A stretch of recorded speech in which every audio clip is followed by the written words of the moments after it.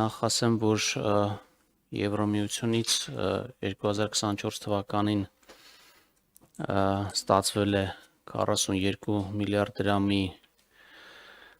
վարկային միջոցներ, 10.8 միլիարդ դրամը իրականացվել են ծրագրային վարկերով, իսկ 31.2 միլիարդ դրամը ոչ նպատակային, այսինքն բյուջեի աջակցության նպատակով, բացի դրանից